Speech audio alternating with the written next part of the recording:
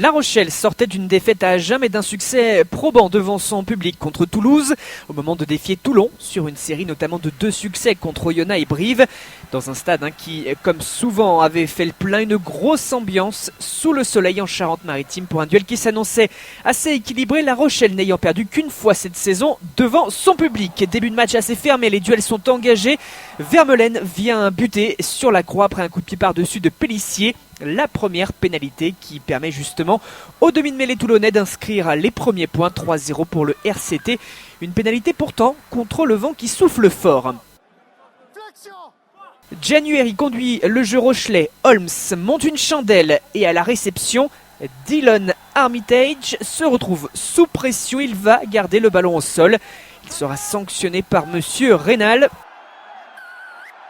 Une pénalité qui permet à Holmes d'égaliser 3 partout.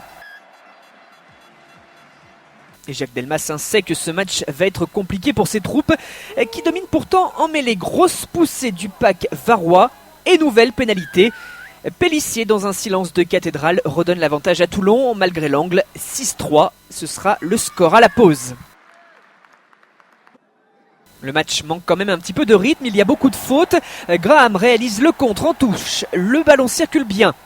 Aguillon vient attaquer la ligne, mais il est mis au sol par Taylor. Sheila Chavas se met à la faute sur January, pénalité logique.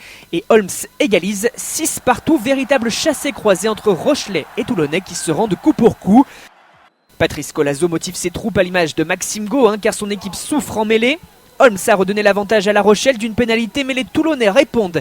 Pélissier donne du rythme. Taoufif et Noah est repris par Gourdon, mais perd ses appuis dans ce ruck.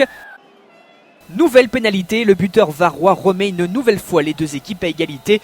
9-9 alors qu'il reste un tout petit peu moins de 20 minutes à jouer. Les Bagnards ont manqué une grosse occasion en début de seconde période et tentent à nouveau leur chance. Toujours autour de January et maintenant d'Audi.